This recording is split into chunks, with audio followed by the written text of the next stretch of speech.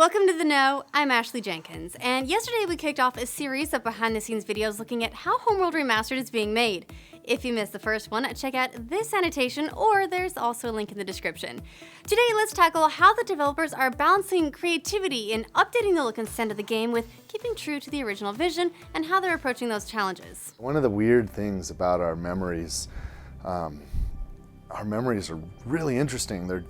What we remember about a thing is totally not what reality is. Like we could think about our memory of Homeworld, for example, and it's like, for example, looking at right here, this is an original strategy guide from Homeworld, and if you look at this picture of the mothership on the cover, it's freaking beautiful, right? And there's so much detail in it. But if you actually go back and look at the classic version of the game rendered on a PC of the era, like go back and look at actual screenshots of Homeworld, and it doesn't look like the cover art. It doesn't look that good.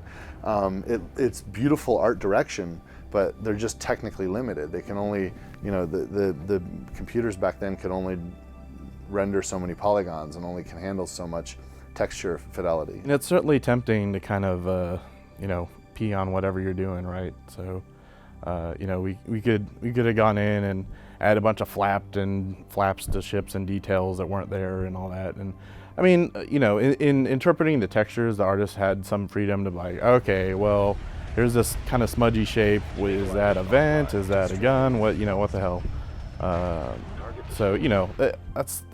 But we really tried to keep that in check. We really wanted to make it like you remembered it, and new players coming on can see it pretty much how it was. Like, this is just the high fidelity version of what was actually there. When you remaster a game, you have to think not just about upresing art or something like that, right? You have to actually think of, well, people remember this game from a long time ago a certain way.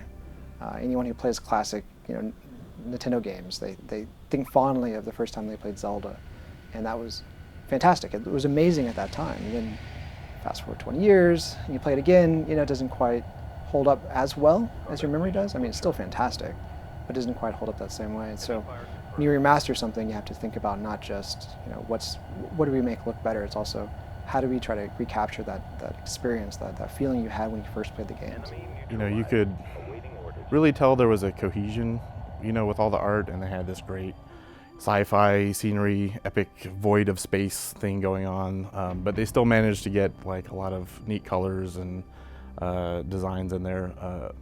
The great thing is, playing it back then, I didn't know as much about making games as I do now, and all the work they put into making units recognizable from a distance. So when you're playing an RTS, you gotta see what's what really quickly, right? And so all the iconography they put into it really shows through, and we tried to maintain that going forward. When we first got the project, they had a bunch of postmortems of stuff they wish they'd done differently, or design documents of how they imagined certain things being. What was important is that the game had to have the feel of the game, right? It had to hit that mind's eye feeling of what you remembered about the game. I mean, the game was beautiful for its time. It was stunning and amazing, and was pushing the envelope of what technology could do at the time. So I think people remember that really fondly. I think we all experienced this, some sort of nostalgia to some of the old games that we love. We kind of will remember them as more beautiful than maybe they were, right? And so when you come back and look at it, you're like, oh, okay, yep, sure enough, I see why you went through this change. It's funny, a lot of people back in the day, they still care today. And talking to Rob, and talking to Aaron, and talking to Luke, and talking to Alex, and talking to all those many other original guys, everyone had a feeling and a remembrance of what those things were, because it wasn't random. They actually intended something, and so they can actually look at it again and kind of interpret what it was supposed to be pretty easily. And so we worked pretty closely with them on that stuff. Like, what were the tendrils, like in the Garden of Kadesh, which were kind of just like wavy lines in the original ones. But there were supposed to be like these columns of gas nebula that looked like fingers of flame and really interesting shapes. They couldn't do that back then, right? And so we kind of had to figure out what that looked like. What we wanted to do was, again, get back to sort of the mind's eye version of the game. So we didn't want to necessarily have everything exactly the same. So, for example, the backgrounds and things like that, we put a lot of effort in that. updating things that maybe people hadn't seen before, like updating the videos and the audio, because those things had never been seen at their sort of full resolution, especially on the audio side, right? For the audio, that stuff was all compressed and streamed off the disc, and so it was kind of terrible compared to where it ended up, you know. And what was wonderful is that Paul Ruskay is still, I guess he's a pack rat or something, I don't know, but still had all his original DAT tapes, thank goodness, right?